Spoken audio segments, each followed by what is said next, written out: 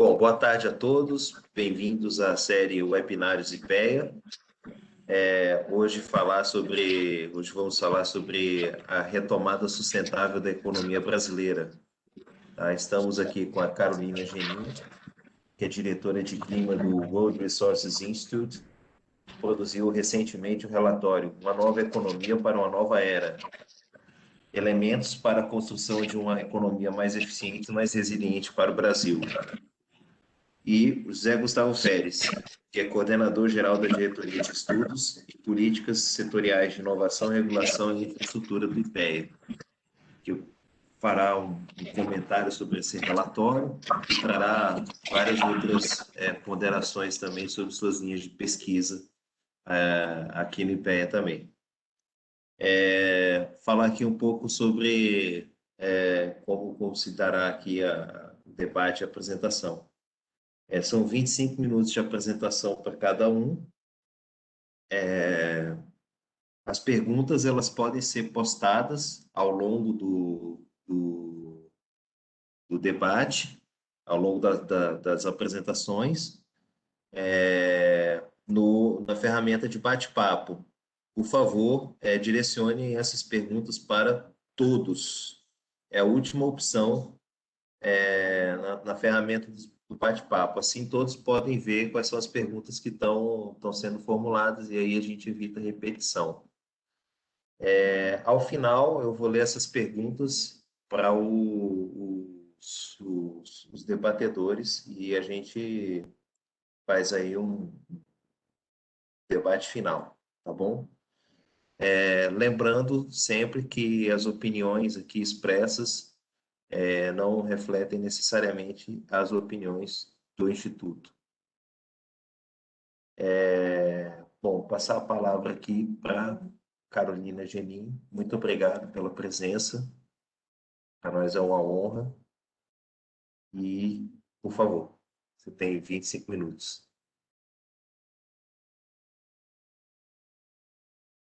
Você está sem áudio. Aí, pronto. Boa tarde a todos, obrigada Bruno, obrigada ao IPEA por esse convite, é nossa honra estar aqui e o IPEA foi um parceiro, né, de pesquisa desse estudo, então é um prazer realmente apresentar em maiores detalhes. A gente pode começar a apresentação. Boa tarde a todos que estão conosco.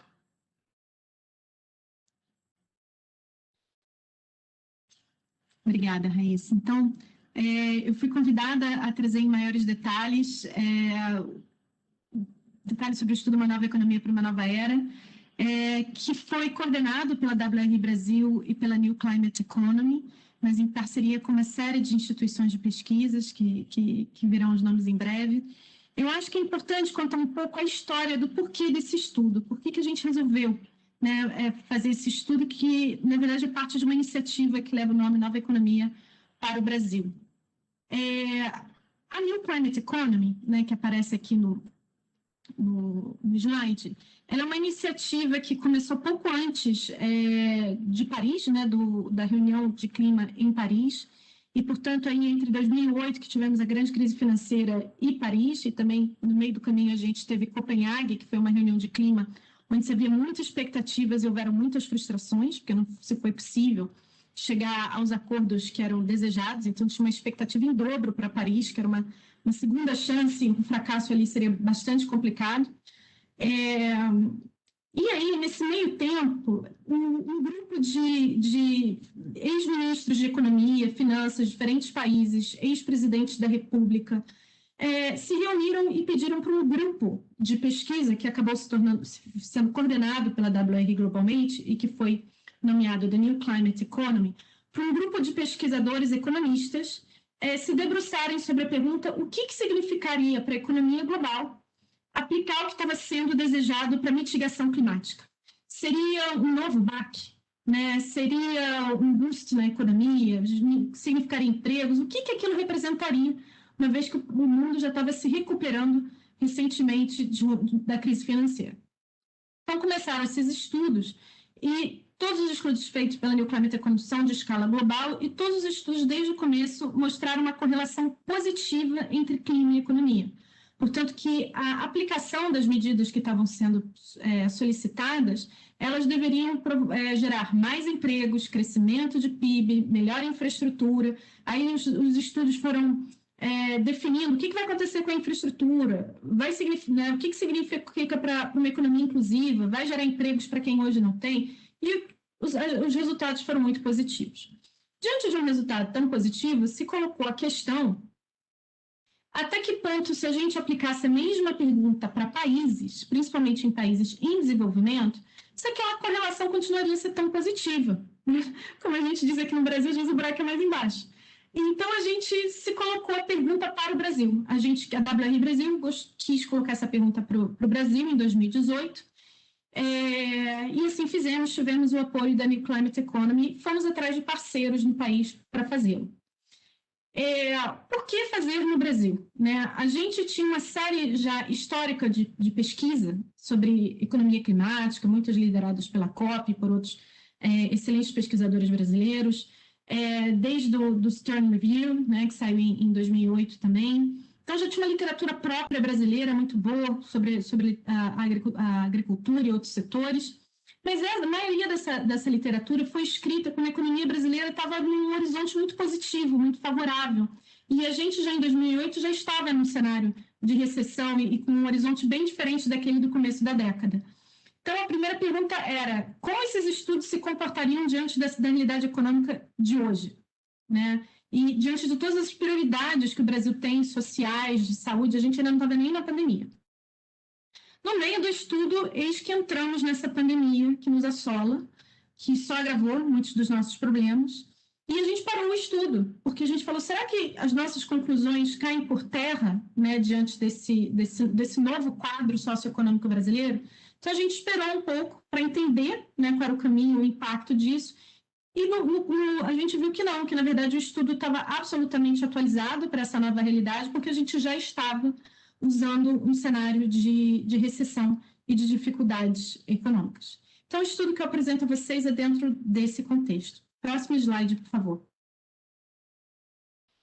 Então, como eu disse, o estudo faz parte de uma iniciativa chamada Nova Economia para o Brasil, que foi criada em 2019, e que tem o objetivo de identificar políticas que reduzam a pobreza e a desigualdade, contribuam para o cumprimento das metas econômicas e setoriais. Então, a gente foi atrás das metas desta administração já, porque o estudo já foi feito em 2019, já estávamos dentro da administração Bolsonaro. A gente foi atrás das metas dos bancos, todas as metas oficiais, porque a ideia era ver como a gente podia realmente fazer uma transição cumprindo o que o país já estava, né, comprometido dentro dos seus alicerces de política econômica.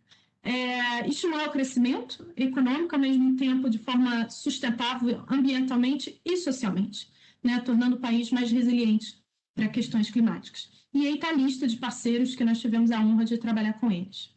Próximo slide, e o IPEA, é claro, uma parte dessa lista. Vamos aos resultados. Então, o que saiu desse estudo que nos surpreendeu? E que nos surpreendeu também a forma como a sociedade veio se interessou por esses dados. A gente teve uma grande busca por mais detalhes desse estudo por diferentes setores, diferentes grupos, então privados, particulares, family offices, associações. Foi muito interessante. O que saiu dessas mensagens? Saiu o seguinte: primeiro, que a economia verde, uma retomada verde, como a gente hoje está falando, faria o Brasil crescer mais na próxima década do que o modelo atual de desenvolvimento. Então, normalmente, quando a gente está na crise, a gente fala, puxa, mas já vai ser tão difícil sair dela, é melhor usar tudo que está aqui já, que a gente está acostumado, que as políticas públicas já estão acostumadas, a engrenagem pública já está acostumada a se mexer dentro dela. Mudar para quê? Né? Aquela coisa do brasileiro, vai mudar o jogo no meio do caminho. Então, isso para a gente era muito importante, ver as vantagens em comparação com o business as usual.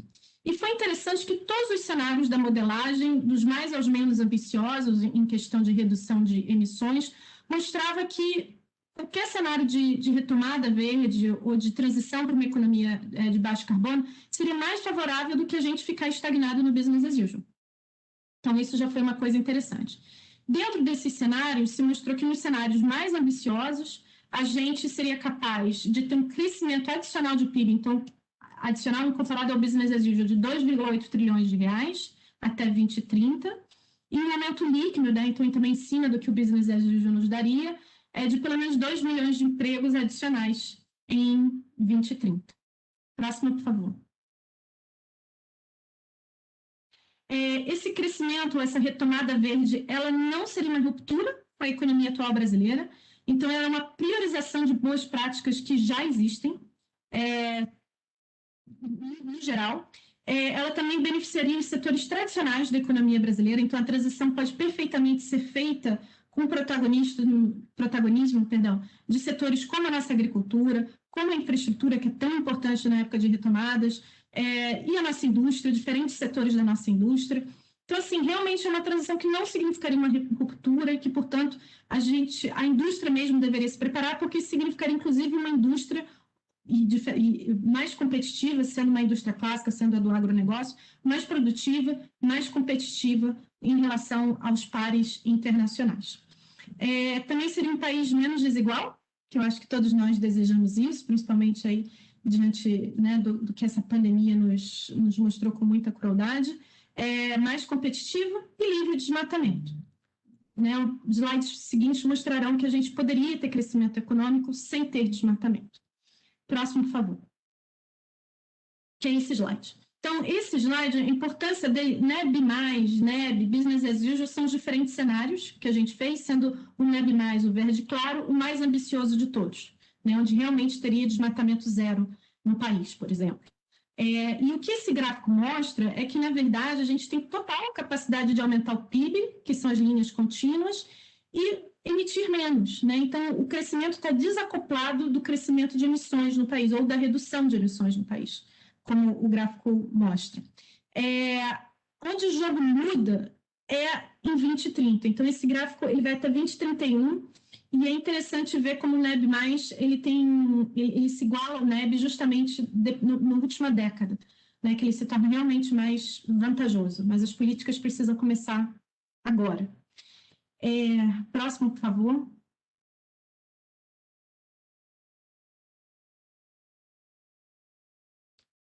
Então, destacando que essa transição para uma economia de baixo carbono significaria potencializar as vantagens comparativas do país, né, que temos muitos recursos naturais, atenuar as externalidades negativas e diminuir a exposição a riscos produtivos e reputacionais, que a gente também está sofrendo isso na pele, né, nos últimos 2 anos. E mais, até mais do que os 2 anos. Esses últimos 2 anos se agravou. Próximo, por favor. Então, aqui a gente vê, são os números da modelagem, só para ilustrar. Então, aí o crescimento do PIB do agro, né, que poderia ser 44% maior do que o Business as Usual. Aqui o importante é olhar o último conjunto de gráficos de 2030, né, que aí você vê a comparação entre, esse número seria a comparação entre a coluna cinza e a coluna verde escura. Próximo, por favor. Quem tiver interesse nos números, é o anexo do estudo que tem isso em detalhes, toda a metodologia, o que foi incluído, né, o que está por trás desses números que aqui estão, e a modelagem foi feita pela COP UFRJ, a equipe do professor Roberto Scheffer, e a equipe da NCE, que havia feito números parecidos para os outros países e para os estudos iniciais da New Climate Economy. Então, é um casamento aí de 2 metodologias. Aqui eu achei importante trazer, porque a questão de empregos é uma questão muito importante para o nosso país, para essa retomada e para essa juventude, principalmente essa juventude que ficou sem escola, sem faculdade, né, sem muita coisa importante nesse último ano. Então, a gente tem uma perspectiva de crescimento de empregos, aqui está dividido por setor. A agricultura ela é negativa, mas eu acho que é importante ressaltar que ela é negativa em números, mas não em qualidade. Então, a gente teria um ganho na qualidade desses empregos no campo. É claro que tem mais tecnologia, maior eficiência, mas também o tipo de emprego mudaria e, portanto, tem um aumento de renda atrelado a esse emprego. Então, a quantidade, ela diminui, mas a qualidade e a renda aumentam. Próximo, por favor. Então, entrando mais nos detalhes por setor, né? Por exemplo, a agricultura, né? Uma transição para uma agricultura de baixo carbono, uma agricultura mais sustentável. a gente tem como fazer. Eu acho que essa é a coisa interessante a mostrar, né? E que não seria cortar na carne. Então, por exemplo, seriam necessários 25 bilhões para recuperar 12 milhões de hectares de pastagem em maior grau de degradação. É aquela pastagem que está ou não sendo utilizada ou está sendo muito mal utilizada, né? O número icônico de uma cabeça de gado por hectare. Então, a gente precisaria de 25 milhões para recuperar esses 12 milhões de hectares. 12 milhões de hectares era o que estava prometido na primeira NDC brasileira de 2015. Né? Então, até foi um compromisso que o governo assumiu diante do Acordo de Paris. Se a gente usasse 11% do plano safra anual, já seria o suficiente para recuperar esses 2 milhões de hectares. Então, esse dinheiro existe, como estava no primeiro slide, a questão é uma priorização.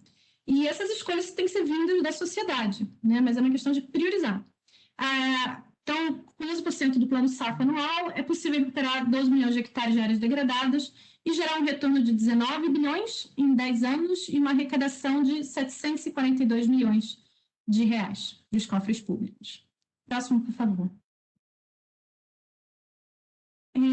Aqui números que refletem, né, os ganhos para a agricultura, tanto em plantio direto, reforma de pastagens degradadas, o que a gente ganharia em cabeças, no valor bruto da produção. Quando a gente fala em agricultura de baixo carbono, inclusive, o conceito usado pelo MAPA, né, pelo Ministério de Agricultura brasileiro, existe a integração com a lavoura pecuária, então essa área também deveria ter outros tipos de lavoura, como também poderia ter restauração. Então, tem aí um mosaico de possibilidades de atividades econômicas para essa área degradada.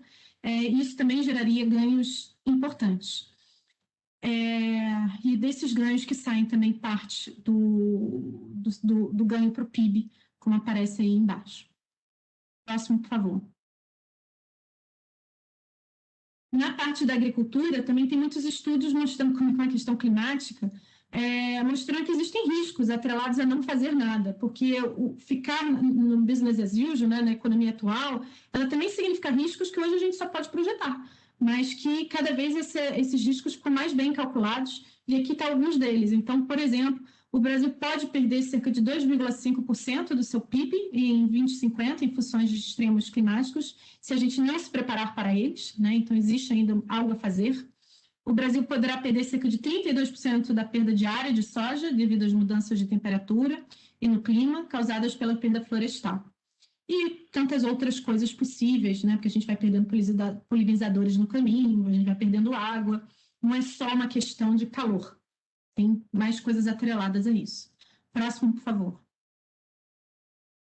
Bom, dentro da área de indústrias, a gente viu bastante energias renováveis, que, né, é sempre algo assim que o Brasil fala que é protagonista, que é uma coisa que a gente poderia usar e abusar mais, e é verdade, mas a gente está ficando um pouco para trás, a gente tem que acelerar de novo a nossa competitividade nisso. Mas temos muita tecnologia boa no país que permitiria isso. Então, por exemplo, aproveitamento de combustíveis oriundos de biomassa. É uma discussão polêmica? Não deveria ser abrindo novas áreas, senão a gente cria um problema duplo para a gente. Mas o Brasil tem muita biomassa e poderia ajudar a chegar à energia onde hoje não tem nenhum. Então, são, de novo, priorizações que têm que ser discutidas com bom senso e em sociedade. Usinas de microgeradoras renováveis, instalações de fábricas de equipamento de energia solar térmica próximas de regiões como forma de impactar positivamente a criação de empregos e renda local. Aqui um exemplo, por exemplo, o Nordeste do país, né, a zona rural do Nordeste brasileiro, que poderia perfeitamente ter essas fábricas e você começar toda uma economia local em volta da energia renovável. Já existem alguns casos assim. O uso do biogás na produção de eletricidade, principalmente dentro das cidades. Expansão de produção de biocombustível sobre pastagens degradadas, não sobre floresta em pé. E dependendo da região do país, isso não precisa ser em todos os biomas, podem ser em biomas como a Mata Atlântica, que já tem um histórico, uma indústria de biocombustíveis. Próximo, por favor. Transportes. Aproveitar o gás natural que tem, por exemplo, no pré-sal, no transporte marítimo. E eu acho que é importante fazer um disclaimer importante aqui, né, uma ressalva importante, que a gente está falando de uma transição. Então, tanto os biocombustíveis como o gás natural, a gente está dizendo que precisa ficar para sempre. Mas para ajudar o Brasil a fazer uma transição de uma economia que a gente tem petróleo, que a gente tem biomassa para uma mais sustentável, de maior baixo carbono, a gente também pode usar o que a gente tem a nosso favor para fazer bem essa transição. Então, gás natural para transporte marítimo seria um caso. A gente pararia, né, de usar um combustível altamente poluente nos navios e poderia usar o gás natural, como já é feito em vários países. Isso necessitaria adaptação de tecnologia nos navios, mas é possível. Fomento a indústria dos ônibus elétricos no país. Hoje somos uma indústria de ônibus convencionais, a gente vai perder esse espaço para os ônibus elétricos. É uma grande questão. A gente já tem fábricas no país, a gente tem capacidade de produção, geraria empregos. Então, uma dessas discussões que o país deveria priorizar. Produção de biocombustíveis, a gente já cobriu. Desenvolvimento de células de combustível de etanol para caminhões de longa distância. Então, assim, os caminhões são um grande problema nesse país, inclusive porque eles circulam o país de norte a sul. Diminuir a poluição deles seria importante. Combustíveis de etanol poderia ser uma solução interessante. Próximo, por favor. Infraestrutura. Infraestrutura é uma coisa que esse país necessita demais. Claro que tem que ser feito com ressalvas ambientais, com licenciamento ambiental, precisamos desse licenciamento. Inclusive, a gente precisa, para fazer a infraestrutura que a gente vai precisar atrair dinheiro internacional, certo? E esse dinheiro não vai chegar se a gente não estiver cumprindo minimamente os padrões ambientais e agora sociais, né? Os ESGs, os ASGs de meio ambiente social e governança estão vindo aí com força.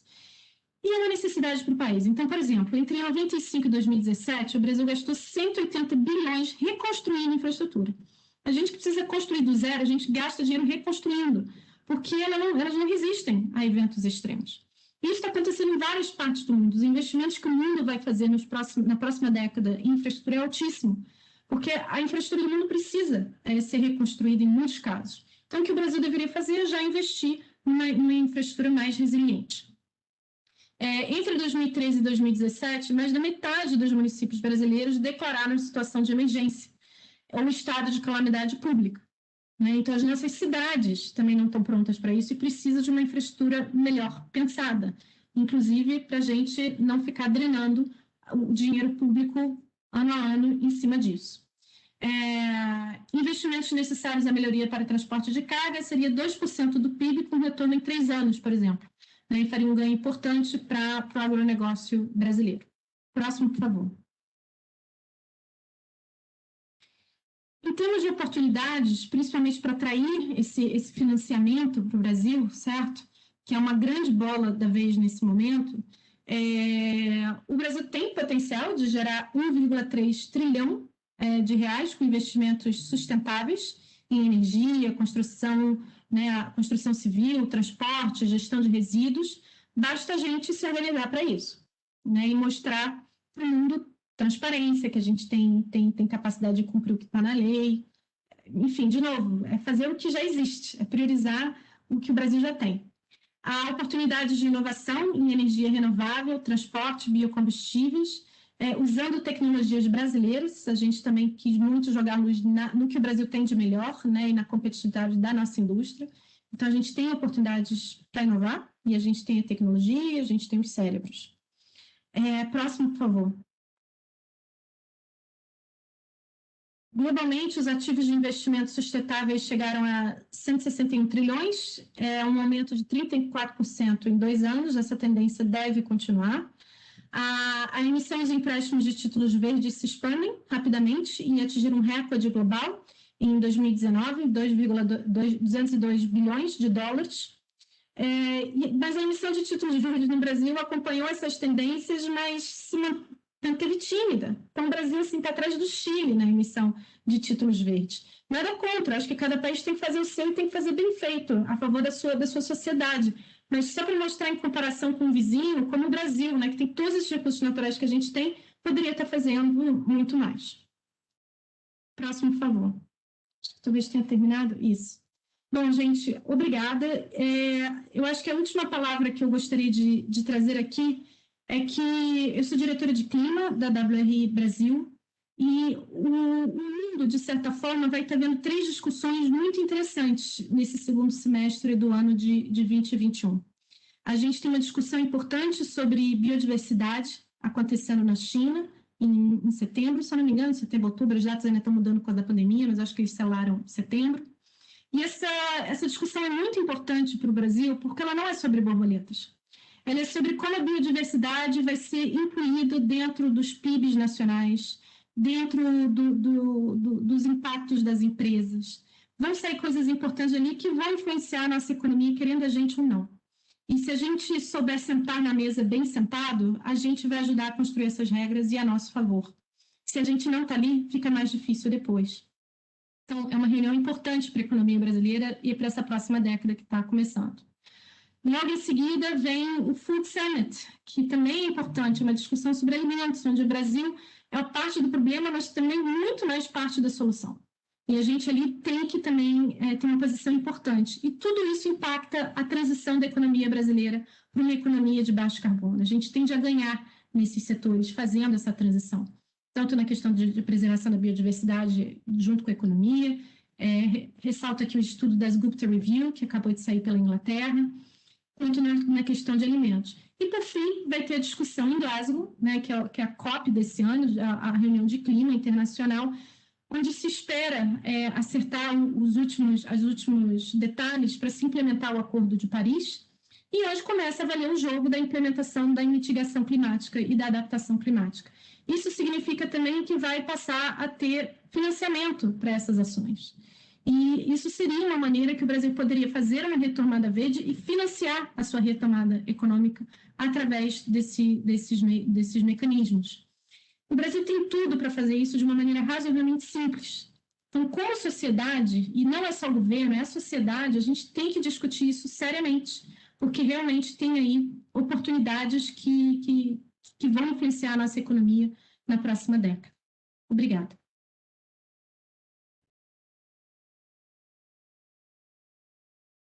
Muito obrigado, Carolina. Foi realmente inspirador aí os números, né?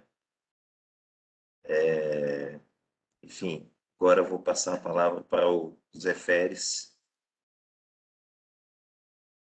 Por favor, Zé. Boa tarde a todos. Boa tarde, Bruno. Obrigado aí pelo convite, por organizar aqui esse encontro. Boa tarde, Carolina. Prazer em revê-la, né? Poxa, foi muito bom ter participado, aí, como a gente falou antes aqui da nossa conversa, né? De participar desse estudo, né? E não só do estudo, como esse estudo também gerou, né? Várias, né? Colaborações para uma nova agenda, né? Com os técnicos do WRI. Então, foi muito bom ter começado essa colaboração aí com esse relatório. Né? Também dá boa tarde a todos que estão aí assistindo a gente. Tá um prazer aí falar com vocês. Bom, o meu comentário, né, quer dizer, na verdade não é muito comentário, né, eu vou me complementar um pouco, né, quer dizer, a exposição da Carolina, né, falando um pouco mais da minha participação no projeto, né, quer dizer, na verdade é um grande relatório, né, que identifica, né, de investimento em vários setores, né, isso contou com a colaboração de vários especialistas de diversas áreas, e eu, né, fiquei um pouco mais na parte de agricultura. Né? Então, quem quiser ler o relatório, que eu recomendo, quer dizer, tem vários estudos específicos sobre infraestrutura verde, né, sobre questão de energia, né, mas a minha ideia, né, quer dizer, é um pouco detalhar, né, um pouco a minha colaboração dentro do estudo, né, na parte de agricultura, comentar um pouco aí os desafios da sustentabilidade da agropecuária brasileira e não só ficar, né, quer dizer, no diagnóstico, mas também propor, né, algumas recomendações de política, né, de como tentar alcançar os objetivos, né, de sustentabilidade. Tá? Então, acho que eu já estou aqui já com a permissão de a minha fala. Eu vou aqui para fazer uma apresentação dos meus slides. Deixa eu ver só se vai funcionar. Só um minuto, gente, por favor.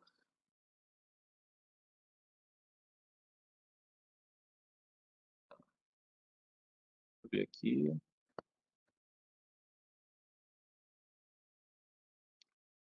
Não.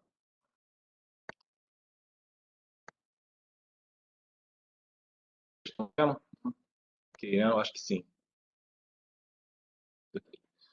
Bom, então, como eu falei, eu vou falar um pouco mais específico, né, sobre uns comentários que tem no estudo sobre sustentabilidade, né, da agricultura brasileira, tá?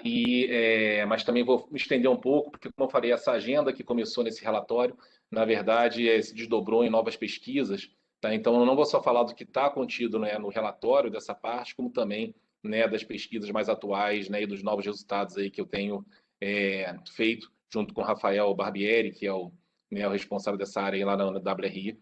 Tá? Então, vai ser uma mistura do que está no relatório com os novos resultados aí da nossa agenda de pesquisa.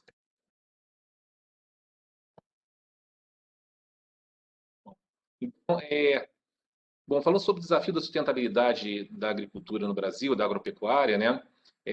Bom, quando a gente fala em agropecuária, a gente sempre pensa, né, quer dizer, na questão do desmatamento, né? Quer dizer, então, um dos grandes desafios, né, do combate ao desmatamento e, né, a questão também de emissão de gases de efeito estufa aqui no Brasil, né, é realmente o uso da terra para fins agrícolas, né? Então, a busca da intensificação das atividades agropecuárias, né, faz parte aí, talvez, de um dos grandes temas da agenda ambiental do país, né?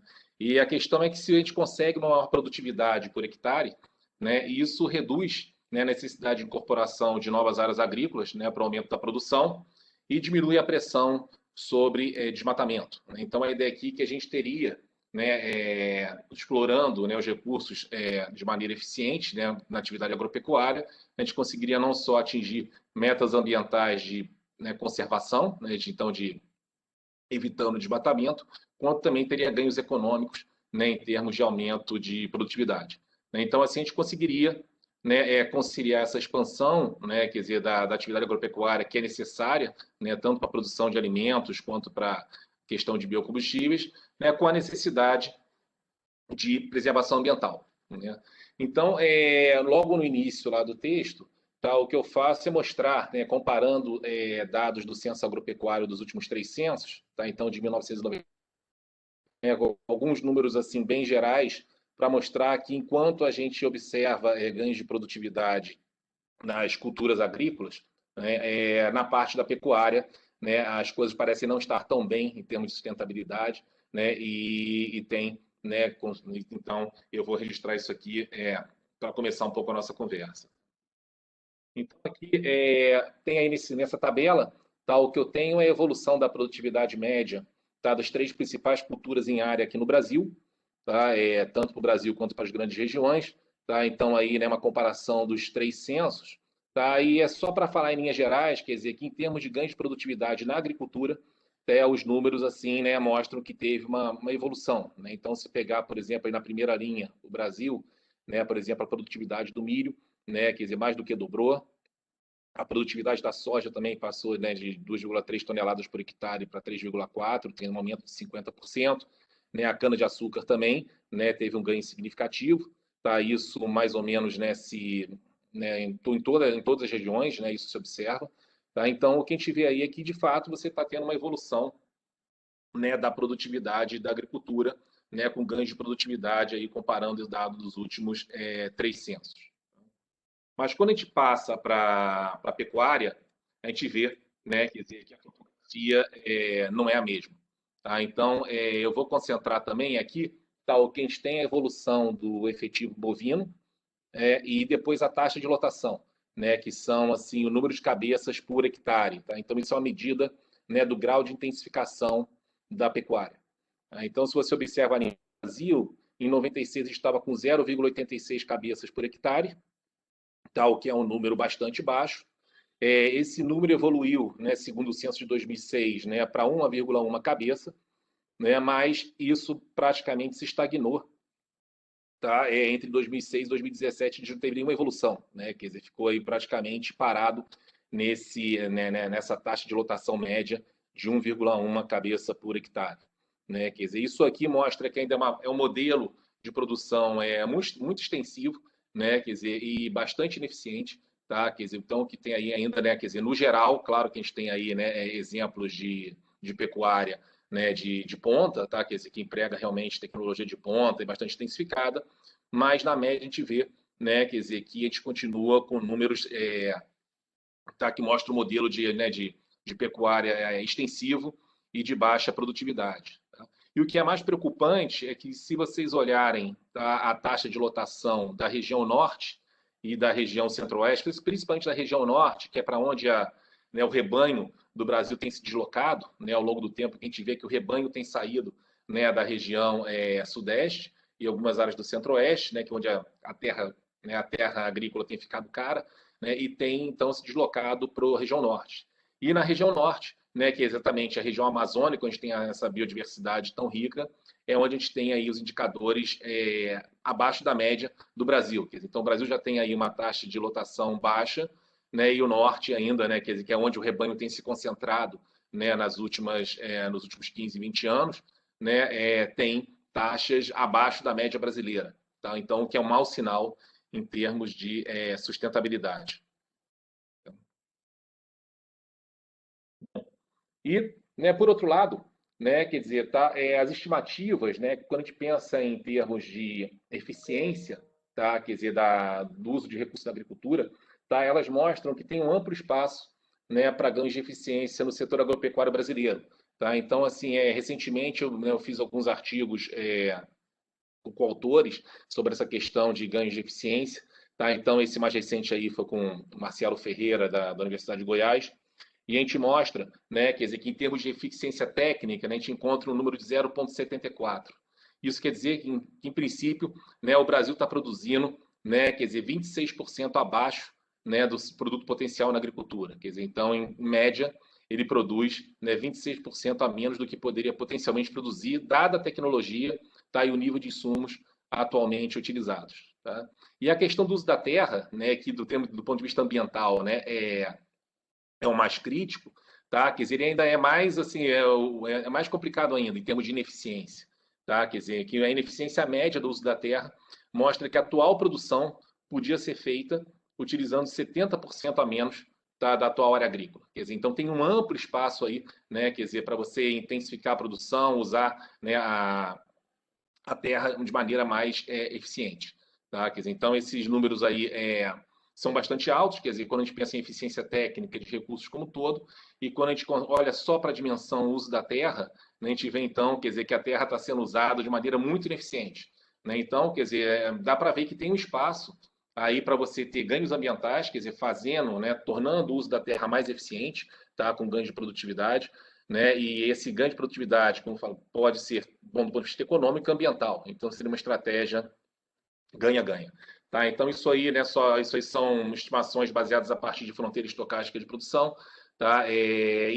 Tá, não tem outros, né, outros autores também estimaram. Tá? Claro que a magnitude dos números muda um pouco, mas são muito semelhantes. Todo mundo encontra, né, muito espaço, né, para um uso mais eficiente da terra no Brasil, né, o que significa que a gente podia, né, quer dizer, né, aumentar, né, a nossa produção agrícola sem, né, ter muita pressão sobre desmatamento. Tá? Então, quer dizer, teria que mudar um pouco esse modelo extensivo, né, quer dizer, de sempre incorporar novas terras de baixa produtividade, né, e tentar usar, né, as terras de maneira mais eficiente. Então, aqui são só as estimativas, tá, de eficiência técnica. Então, né, como eu falei, é 0,74, quer dizer, então, né, está 26% abaixo, tá, do potencial de produção da agricultura brasileira. Tá, como era de se esperar no centro-oeste, né, isso é um pouco melhor, né, quer dizer, a melhor eficiência técnica do país é lá, né, então, quer dizer, está 15%, né, a produção atual é 15% abaixo da produção potencial, né, que poderia ser alcançada, mas quando a gente passa para a coluna aí mais da direita, a deficiência do uso da terra, nós observamos de novo, tá, quer dizer, que a terra é bem ineficiente, né, usada de modo bem ineficiente aqui no Brasil, tá, quer dizer, modelos, né, extensivos de baixa produtividade, e principalmente na região norte, né, quer dizer, que é uma região, como eu falei, né, que é ambientalmente muito sensível, a gente observa que poderia ser usado, né, quer dizer, você poderia produzir, né, quer dizer, a produção atual, né, usando 86% a menos de área. Tá? E isso a gente não consegue desagregar por tipo de produção agrícola, mas a gente considera que boa parte disso vem da pecuária. Né? Quer dizer, que a pecuária é um uso da terra, né, lá na Amazônia, e é um dos principais vetores de desmatamento. Então, o que mostra que tem muito espaço, né, quer dizer, para reduzir a pressão de desmatamento via intensificação do uso da terra. Bom, agora a questão é o que fazer, né? Quer dizer, então, aqui passando um pouco mais agora para dado esse diagnóstico, né? A gente passa um pouco agora para a parte mais de discussão de política pública, que isso está um pouco indicado, né? Essa primeira parte está bem desenvolvida no nosso no relatório, tá? E essa parte aqui já começou um pouco apontada, a gente está desdobrando agora, né, nos novos textos que eu tenho feito junto lá com a equipe do WRI, principalmente com o Rafael Feltran Barbieri, tá? Então a questão é o que fazer, né, para aumentar a eficiência, né? Então, quer dizer, dá para ver claramente, né, que o alto grau de ineficiência, né, mostra a necessidade de se implementar políticas de intensificação da pecuária, né? E a gente sabe, né, que as tecnologias, né, que visam a redução de ineficiência no setor agropecuário são bem documentadas, né? Se a gente fala com um agrônomo, né, ele vai falar uma lista de tecnologias, né, que conseguiria, né, dobrar a taxa de lotação, por exemplo, né, da pecuária brasileira, né, sem exigir incorporar novas áreas de pastagem, por exemplo. Né? Quer dizer, então, isso é bem documentado, né? Existe tecnologia, a gente não está falando aqui nenhum tipo de grande inovação, né? Como a Carolina falou, né? de modelo disruptivo em termos de produção, mas simplesmente, né? Quer dizer, né? De empregar melhores práticas. Né? Quer dizer, então, a gente sabe, né? Quer dizer, que uma boa estratégia, uma boa política de restauração de pastagem degradada, plantio direto, tá? Tudo isso são tecnologias, né, que permitiriam você usar a terra de maneira mais eficiente, né, assim intensificando, né, quer dizer, a produção e a produtividade nessas áreas. Né? Então, certamente seriam estratégias ganha-ganha. Né? Quer dizer, você não só teria o benefício ambiental, né, mas também um retorno econômico maior vis-à-vis, tá, essas práticas atuais. O problema, né, quer dizer, é que, né, o fato das tecnologias estarem disponíveis, existirem essas tecnologias, não quer dizer que elas vão ser adotadas. Né? Isso aqui, de vez em quando, eu acho que o debate, né, da questão, né, fica um pouco assim, existe a tecnologia, então, né, a solução está dada. Não é bem assim. Né? Que se você não tiver incentivo econômico, né, para os agentes adotarem essas tecnologias, né, que essa mudança não ocorre. Tá? Então, o que a gente faz aqui defender, né, a necessidade de provisão, né, de incentivos econômicos para a adoção de práticas sustentáveis. Tá? E, basicamente, né, quer dizer, eu vou explorar aqui dois pontos, tá? Né, em termos de proposição de política pública. A primeira é uma reformulação do programa de crédito agrícola, tá? E o segundo é a compatibilização dos incentivos tributários com objetivos ambientais. Tá? Já adianto aqui, tá, que essas ideias, assim, apesar de, né, de eu estar desenvolvendo, não são assim, né, não são originais. Tá? Várias pessoas defendem isso. Tá? Não estou falando aqui que, né, eu não sou o primeiro, né, mas mas já tem muita gente que fala isso, mas ainda é uma coisa que ainda não foi ainda muito implementada. Tá? Falando um pouco, né, o que a gente quer dizer com a reformulação do programa de crédito agrícola? Tá? Quer dizer, hoje em dia, né, quando a gente pega o Plano Safra, tá, a gente vê que os subsídios, né, são dados, né, sem nenhum tipo de contrapartida ambiental. Né? E a ideia é que crédito subsidiado, né, quer dizer, em princípio, né, deve ser justificado por alguma falha de mercado. Né? Então, crédito subsidiado, de princípio, deveria ser, por exemplo, alguma contrapartida, né, em termos de externalidade positiva que os produtores agrícolas fazem, né, em termos de conservação tá, de florestas, tá, de boas práticas, tá? Mas o que a gente vê, né, quer dizer que o atual sistema creditício, tá, do Plano Safra não tem nenhum incentivo, né, quer dizer, aos agentes, né, aos agricultores, né, para a adoção de boas práticas, né? E acontece, de fato, você tem até um plano ABC, que é o Plano Agricultura de Baixo Carbono, né, que é um plano destinado, né, a combate ao desmatamento e redução de gás de efeito estufa. Tá? Mas o problema é que, duas coisas. Primeiro, que você tem um baixo diferencial de juros entre o Plano Safra e o Plano ABC. Tá? Que se você pega lá, né, quer dizer, qual os juros, né, que você vai tomar o crédito no Plano ABC, a diferença do Plano Safra é muito pequena, o que já dá pouco incentivo, né, dos agricultores tomarem esse crédito. Tá? E segundo, que os requisitos de acesso ao crédito, né, no Plano ABC são muito maiores. Né? Então, você tem que mostrar toda a parte de certificação ambiental, etc., que tem um alto custo de transação. Então, na prática, né, quer dizer, acontece que os agricultores não têm tanto incentivo, tá, mais que o crédito esteja disponível, a pegar o crédito do voltado para a agricultura de baixo carbono. Tá? E a questão toda, né, quer dizer, que além disso, né, quer dizer, tem não só, né, quer dizer, que de fato, né, quer dizer, redirecionar, né, essa gestão dos subsídios, tá, que de modo de dar crédito subsidiado, né, quer dizer, para aquelas, né, para aqueles agricultores que têm uma contrapartida em termos, tá, de, né, ambientais, tá, de externalidades ambientais positivas, tá, e, né, poderia ser muito efetivo, né, quer dizer, porque se o foco, né, do plano ABC fosse em recuperação de pastagem, tá? Se a gente pega o crédito destinado à pecuária hoje, praticamente ele é 80, 85% financiado para custeio, né, enquanto que para pastagem é uma fração muito pequena, tá? Quer dizer, então, a ideia aqui, tá, seria pegar, né, esse plano ABC, né, de fato, né, quer dizer, dar um crédito subsidiado, né, e focar em práticas ambientalmente sustentáveis. Quer dizer, então, por exemplo, né, um artigo recente aí que eu fiz com o Rafael mostra que 25% das pastagens degradadas, né, quer dizer, que poderiam aumentar muito, né, quer dizer, a taxa de lotação, né, quer dizer, se você recuperasse, estão concentradas em 1% dos municípios.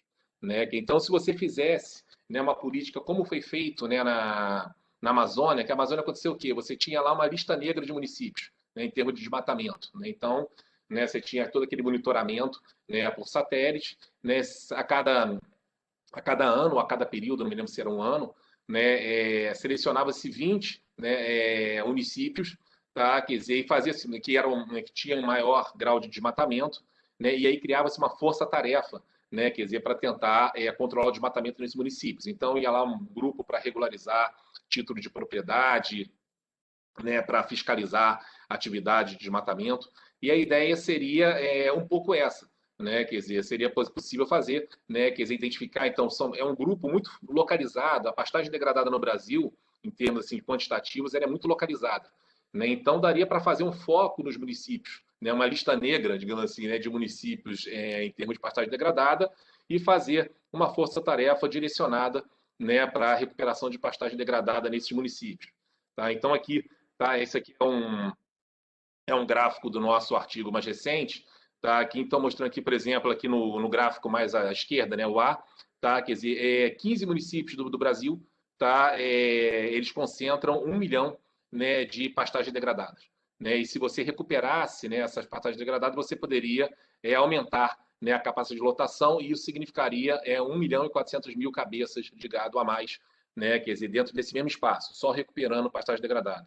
Né, no B aqui, né, a gente mostra que 42 municípios, né, já são responsáveis por 2 milhões de hectares de pastagem degradada, tá? E, né, no C, se você vai para 83 municípios, se você atuar em 83 municípios onde tem a maior parte de pastagem degradada, você recupera 3 milhões de hectares e você poderia, assim, né, aumentar, né, o rebanho em 4 milhões sem nenhum tipo de necessidade de áreas de pastagem adicionais.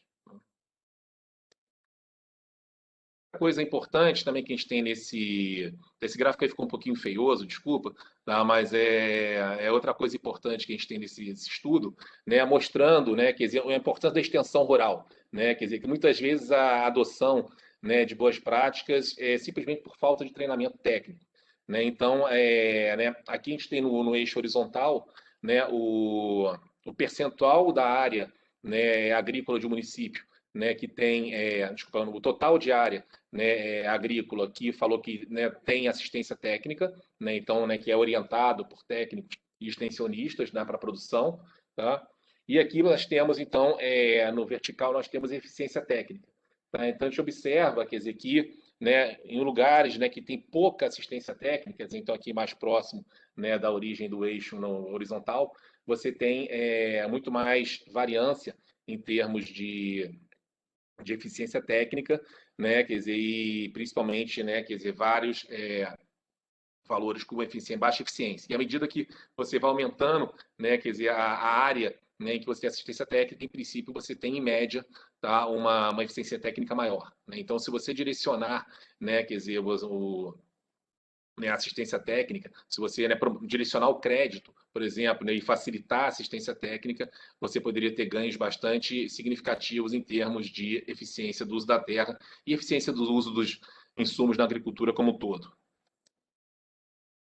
Além, tá, do redirecionamento, né, do crédito agrícola, tá, tem a questão também do instrumento tributário, né, quer dizer, tá, então você também, além de você, né, quer dizer, alinhar, né, a política de crédito com a meta ambiental, você também poderia compatibilizar os instrumentos tributários com os objetivos de legislação ambiental, tá, que também, de novo, está muito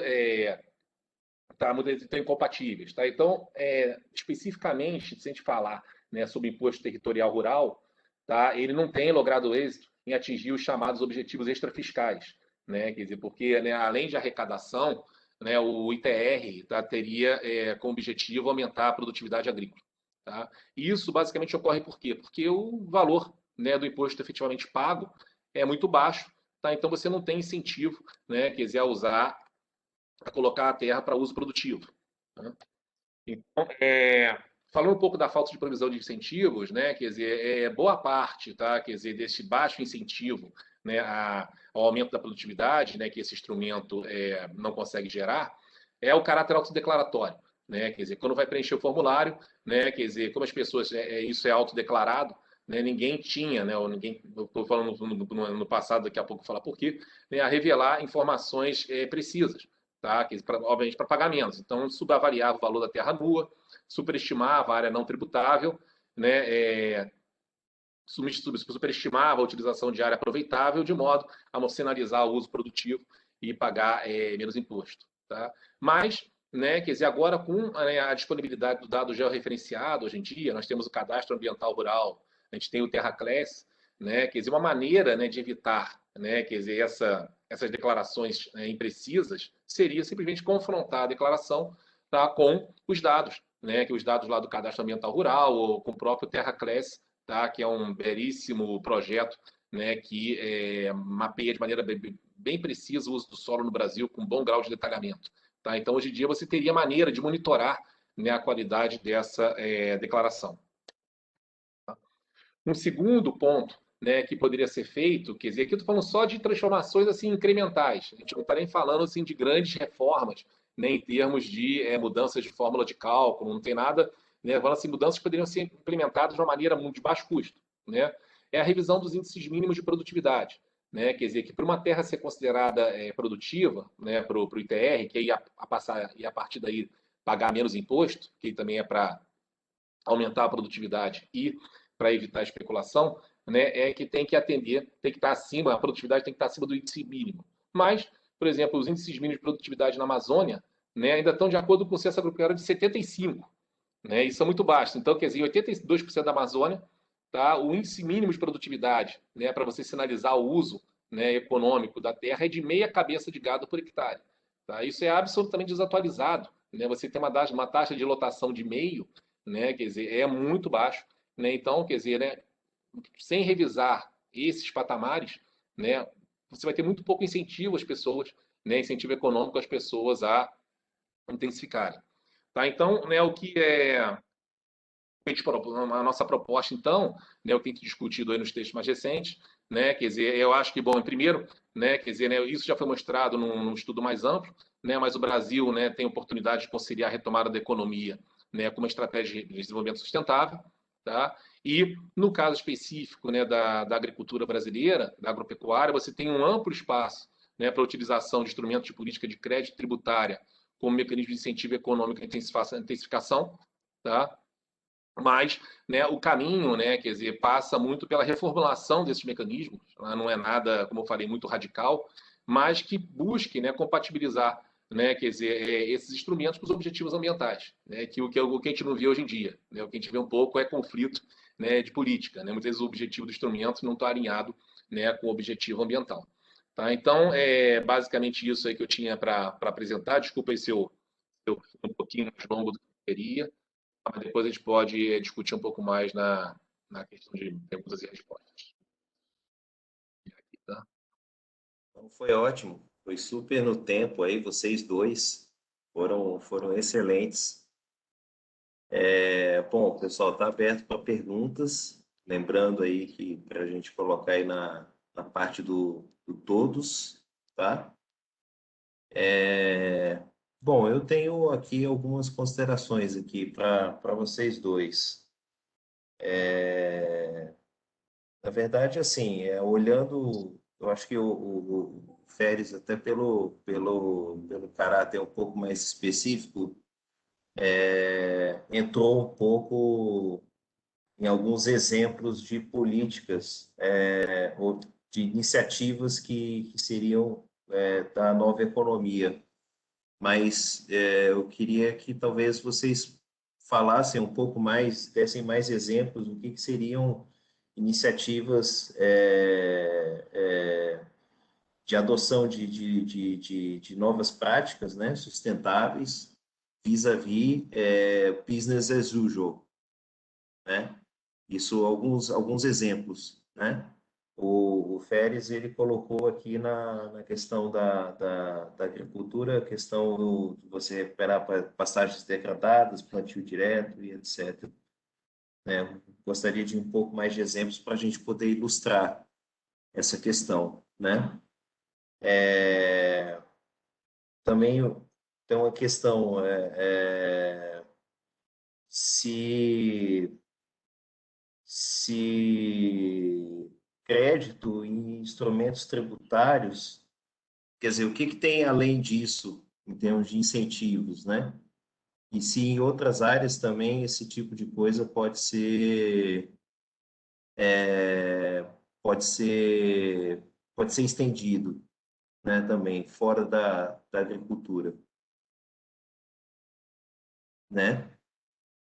E um terceiro ponto, aí eu acho que é muito para Carolina, que ela mencionou que existem várias fontes de funding para essa transição, né? Várias fontes de funding disponíveis e tudo mais. Eu acho que, pelo que o Férez colocou, tem muito uma questão de desenho aí, mas eu gostaria de saber, com mais detalhes, quais seriam essas fontes de funding também. Então, são esses três pontos aí. Tá chegando mais perguntas aqui, depois a gente faz mais uma rodada.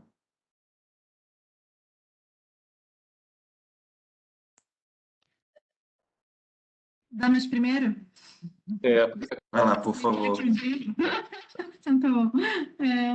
Obrigada, Férez. Obrigada pelas perguntas, Bruno. Eu acho que eu vou começar pela última, né, que foi direcionada a mim. Então, a questão de funding, por exemplo, tem, como citei ali na apresentação, o que já está se tornando quase um clássico, né, que são os bonds, os green bonds, o climate bonds, que é quando você realmente consegue associar ou atrair investimentos ao seu negócio graças ao benefício social ou ambiental que aquilo tem uma projeção de alcançar. Né? Mas, para isso, você precisa provar, ser capaz de mensurar que você realmente está domando os riscos sociais e ambientais em volta do seu investimento. Essa é uma fonte.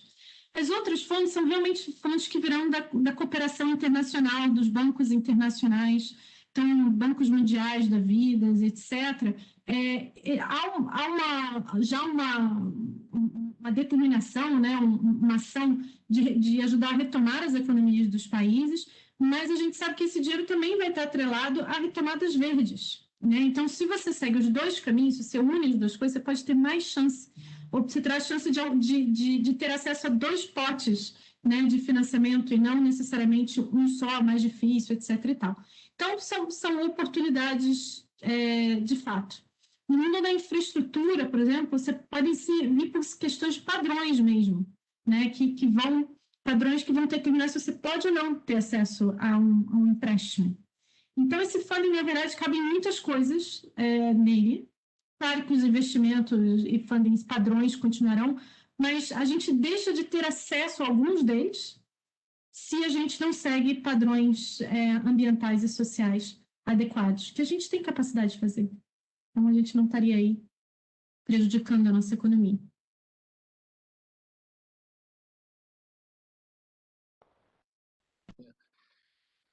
para falar um pouquinho, quer dizer, de fato, né, já existem uma série de mecanismos, né, econômicos que tentam, né, ir na direção, né, de uma estrutura produtiva mais sustentável, tá? Mas assim, né, claro que, né, tem que ter maior escala, né? Quer dizer, então assim, eu não, né, acompanho um pouco assim a questão de energia, por exemplo, você tem, né, por exemplo, aí os feed-in tariffs, né, quer dizer, que são as tarifas, né, quer dizer, que são pagas por uns preços um pouco acima, por exemplo, da energia elétrica convencional para as energias renováveis entrarem no mercado, né, quer dizer, então, né, é uma maneira de você estimular, né, quer dizer, a entrada das energias renováveis, né, no setor é você, né, quer dizer, pagando aí um prêmio, né, em termos de preço por essa energia, mesmo que seja um custo maior, né, do que uma energia que não seja ambientalmente tão, né,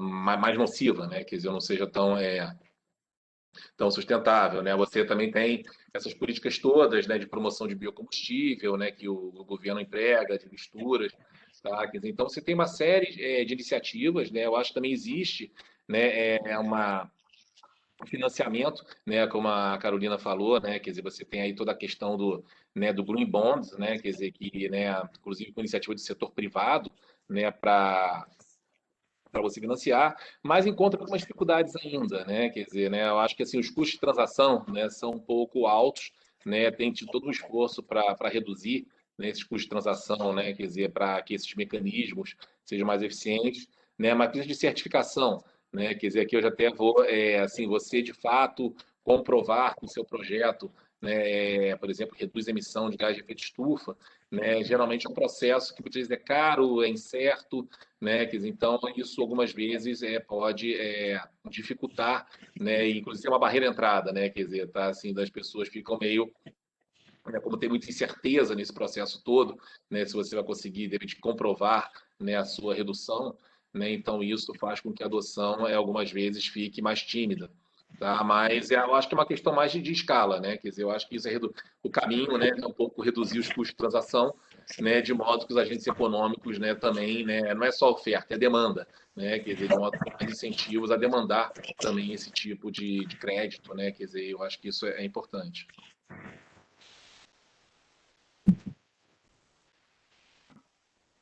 Bacana. Vou fazer aqui uma rodada, tá? Das perguntas, aqui conforme elas foram aparecendo, tá? Bom, vou pegar aqui as três primeiras, depois eu vou fazer outra rodada, tá? Salvador Werneck pergunta: vocês calcularam os impactos de arrecadação do ITR com base nas novas propostas sugeridas? Impacto de arrecadação, né? Imagino que seja por Feres, né? Erivelton pergunta: seria possível receber créditos de carbono para uma possível política de renovação da frota de caminhões no Brasil? Quer dizer, uma política de renovação de frota poderia gerar crédito de carbono, né? E a pergunta do Danilo Coelho. Atualmente, os preços dos alimentos estão em patamares bem elevados. Qual o impacto desse boom na produtividade do uso da terra e na taxa de desmatamento?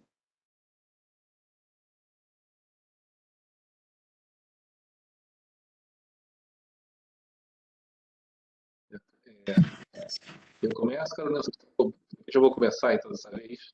Bom, eu vou então começar aí pela pergunta do Salvador, né, Salvador, de fato eu estou, né, quer dizer, o que a gente está fazendo atualmente é exatamente isso, tá, Salvador? Eu não tenho ainda números, né, quer dizer, tá, mas o que a gente está fazendo atualmente são, né, tentando estimar quais seriam, né, os ganhos, né, quer dizer, tá, os impactos, né, de você mudar, por exemplo, essa questão do nível mínimo de produtividade, né, de passar de meio, né, quer dizer, para pelo menos aí 1,1, que é a média brasileira, tá? Então a gente está tentando estimar um pouco isso. Tem um aluno, né, quer dizer, de doutorado que está tentando fazer esse tipo de conta, tá? Mas é recente, tá? Quer dizer, na verdade é um tema, tá? Essa questão do ITR tá? Tem um belo estudo também do IPAM, né, que fez um dia o Instituto de Pesquisa da Amazônia, foi o Bernardo Api, né? O Bernardo Api é né, bom, da parte tributária é um grande especialista, né, que ele fez um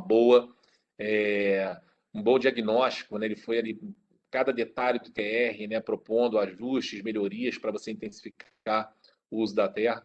Tá? E a nossa ideia, na verdade, é pegar a proposta dele e fazer simulações. Tá? Quer dizer, na verdade, ele tá muito mais avançado, né, quer dizer, do que o que eu apresentei aqui em termos de discussão. Eu peguei só alguns parâmetros assim que eram mais gritantes em termos de né, de desincentivo, tá? Mas o do Bernardo Api já tem um texto descritivo, né, em que praticamente identifica várias ineficiências, tá? E o que eu tenho feito agora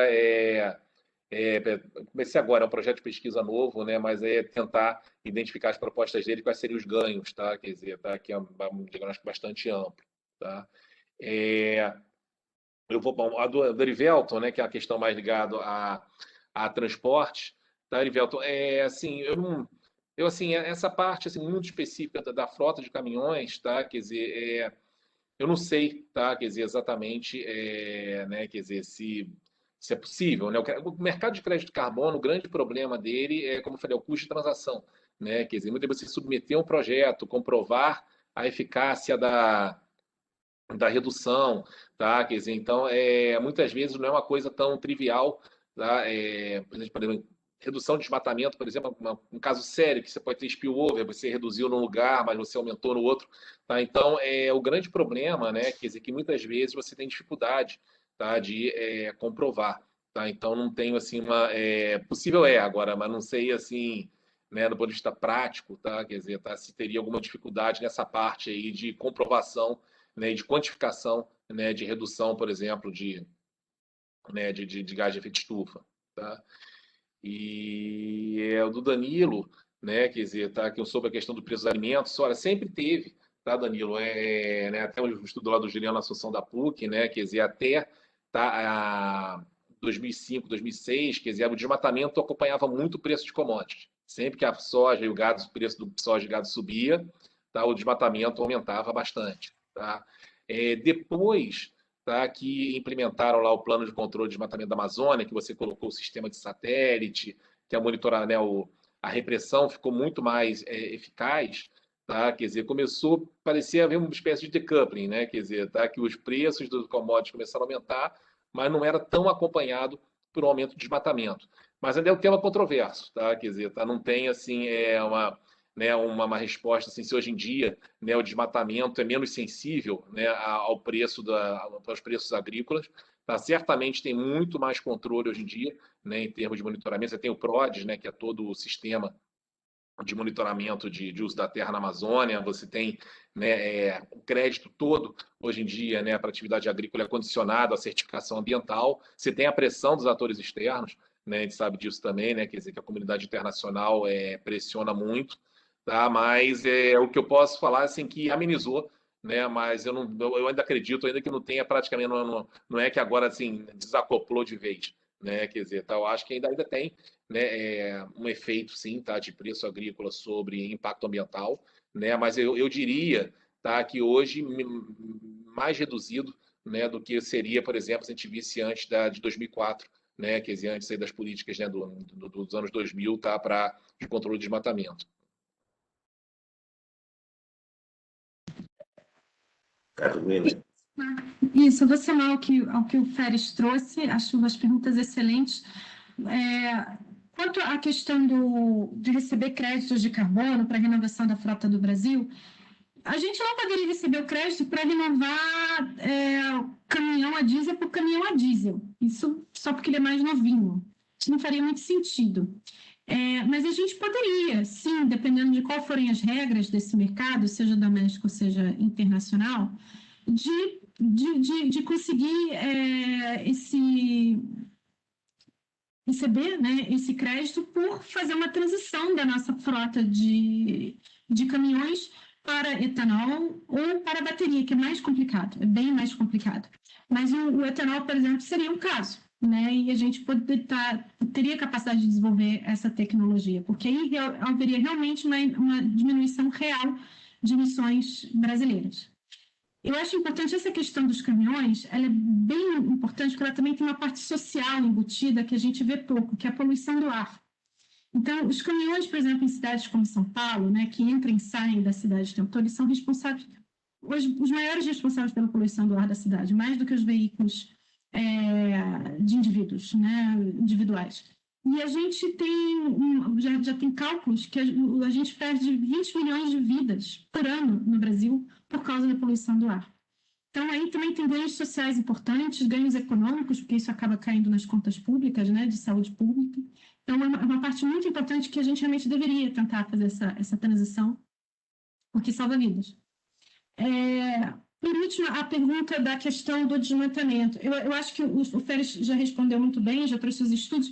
Eu só ressaltaria que eu achei interessante na pergunta que coloca assim, se há aumento de produtividade quando há aumento de preço de alimentos. Quem dera, porque, na verdade, o que há é uma especulação pela terra. Né? Hoje, as condicionantes brasileiras, tanto a gente com comando e controle se fragilizando diante do que era em 2004, 2005, o que foi construído ali, e a especulação de terra que continua, esse é o problema. Tem a alta de alimentos, aí tem especulação, aí tem desmatamento, e esse desmatamento provocado em anos, esse aumento de desmatamento provocado em anos de aumento de preço, a gente pode calcular, e a gente pode saber como são as emissões. É claro que a gente está fazendo uma conexão causal que tem que ser feita com cuidado. Né? Mas a emissão em anos de alta de alimentos causada por desmatamento ilegal em terras que depois se tornarão produtivas, isso pode ser calculado. Ok, muito obrigado. Bom, seguindo aqui nas perguntas, tem uma aqui que eu creio que está repetida. Vamos seguir aqui para o Paulo Levi. Bom, parabéns pelas exposições. Os apresentadores acreditam que o comércio internacional e as exigências de produtos produzidos de forma sustentável pode contribuir para essa mudança agropecuária brasileira? Dá para quantificar? Essa é uma pergunta. E a outra pergunta do Raul Santos é: alguma avaliação de impactos regionais, ou seja, como se daria esses ganhos econômicos em termos de distribuição territorial? E uma terceira pergunta do Danilo, de novo, Carolina, dados os resultados positivos do estudo de vocês, por que não existe consenso no Brasil em relação à agenda ambiental? Qual o principal ponto de divergência? Acho que essa é uma excelente pergunta, né? Bom, quer começar, Carolina? Eu queria fazer um errado. Eu acabei de falar um número absolutamente errado, grosseiramente errado. O número de vidas perdidas por poluição do ar são 20 mil, não 20 milhões. A gente queria saber. Tá. Eu tenho quase certeza que eu falei milhões na fala. Isso só no estado de São Paulo. A questão do por que a gente não aplica, né? Eu acho que para alguns motivos muito legítimos, para ser sincera. A primeira é que, de fato, a economia de hoje ela foi moldada, né, ao longo dos anos e da década para ser do jeito que é. Como a gente fala, a máquina pública é toda feita para ela, etc. Então, mudar, fazer uma transição exige vontade, exige priorização, e sair da inércia é difícil. E a gente já tem tantos problemas, né? Fazer essa prioridade sempre me parece algo que realmente é difícil. Eu acho que o que o estudo tentou mostrar é que vale a pena a gente sair dessa inércia, vale a pena botar esforço nisso, né? Da sociedade e do governo, porque há ganhos, né, no horizonte de médio e de longo prazo. Então, eu acho que esse é um dos motivos. O segundo motivo é que o mundo todo está girando no business as usual e sempre tem ganhos econômicos ainda nesse modelo. Então, também tem aquela coisa, a gente pode aproveitar aqui até onde dá. E depois, né, a gente muda quando realmente não tiver mais jeito. Um comportamento também muito humano e muito natural. Eu acho que o que está mudando agora é que a gente realmente está no momento que essa oportunidade, para quem vê isso como uma oportunidade, né, de aproveitar até o último momento, a economia como ela está se fechando. E aí o Brasil realmente tem que tomar uma atitude, porque senão a gente vai ficar para trás em algo que a gente podia liderar, sabe, assim, de braçada. Então, por isso que a gente até coloca elementos, porque a gente entende que fazer a transição, ou como fazer essa transição, é uma decisão de país. A gente tem problemas seríssimos, né, que essa transição pode ser uma solução, mas também não vai ser uma bala de prata. Mas eu acho que esses são os motivos, mas a gente vai ter que talvez fazer um esforço para exatamente ganhar mais produtividade, mais competitividade, maior capacidade de desenvolvimento social na década que está iniciando.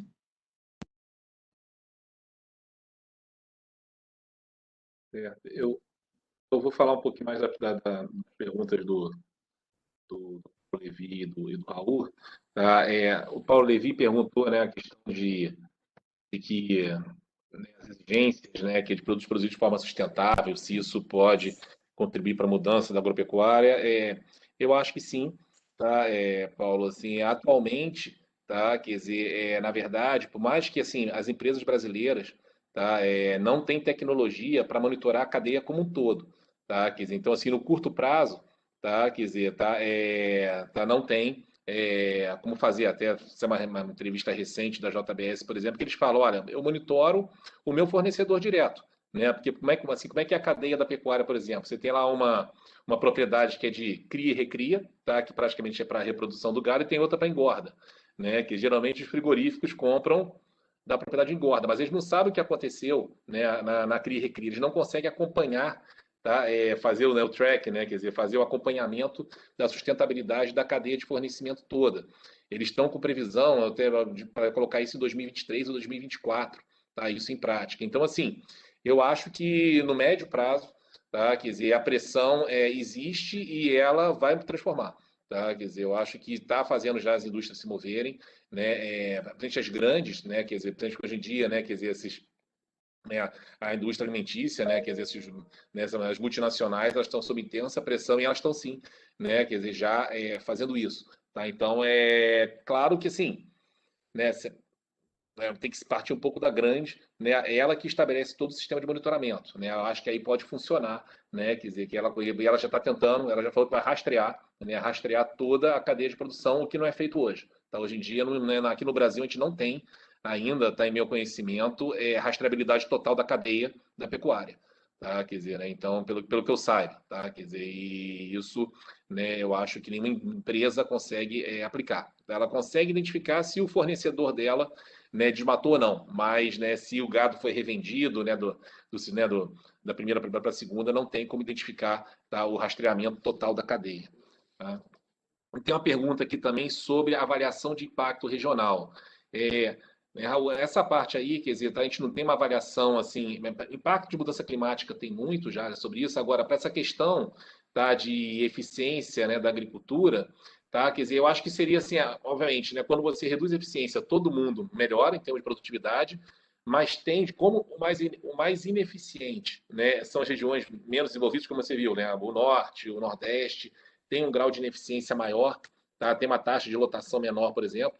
Tá? Então, em princípio, você teria uma convergência. Né? Você teria uma tendência então, a reduzir as desigualdades regionais, né? Que os ganhos de produtividade, né? Dado que eles são mais ineficientes, quer dizer, então, né, teria mais espaço para ganho de produtividade, né, nas regiões menos desenvolvidas.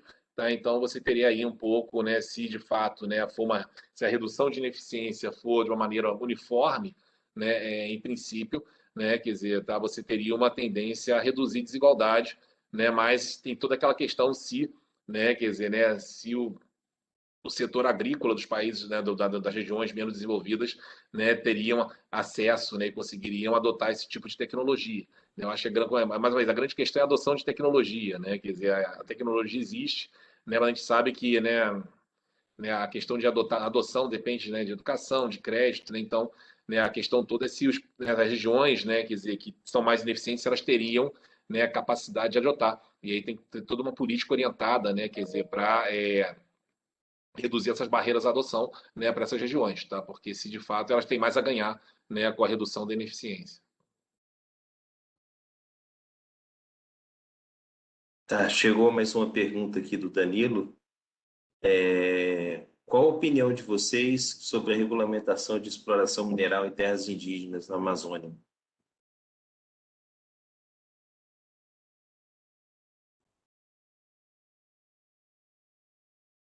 Carolina, você começa então? Eu posso. A questão é, precisa? A gente tem tanta terra nesse país, tem tantas jazidas, né? E eu acho que a questão é como fazer e com que condições socioambientais. Acho que é uma questão a ser discutida, mas respeitando a dignidade das pessoas que ali vivem e os direitos constitucionais.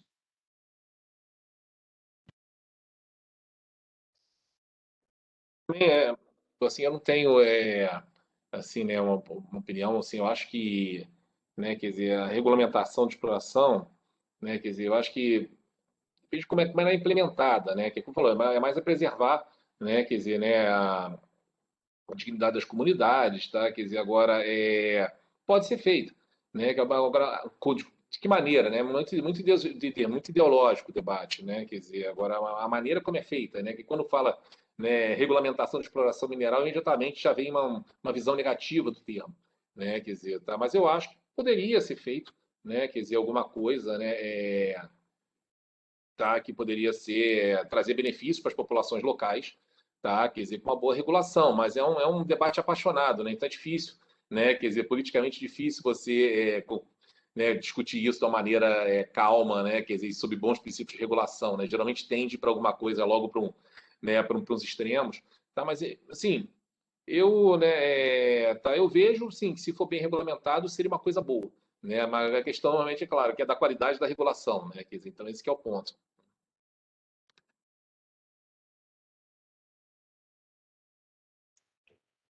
Bom, creio que não há mais perguntas. Antes de encerrar, queria fazer aqui o comercial do próximo webinário, dia 26. A gente vai ter a apresentação sobre avaliações do Programa de Geração de Emprego e Renda e avaliação do Programa Nacional de Microcrédito Produtivo Orientado, tá? Com os pesquisadores do IPEA, né? o Carlos Henrique Posseuil, o Miguel Fogel e o Napoleão Silva. Eu acho que esse seminário vai ser bastante interessante, porque vai ser a oportunidade da gente estar avaliando uma política pública recém-implantada e que teve um desdobramento aí também durante a pandemia, né? Gostaria de agradecer imensamente aí Alô? a disponibilidade de vocês. Alô? Oi. Gostaria de agradecer imensamente a disponibilidade de vocês, a Carolina Genin, ao Zé Feres, em nome do IPEA. Muito obrigado a todos que assistiram. E lembrando que esse vídeo vai estar disponível no nosso canal do YouTube amanhã, tá?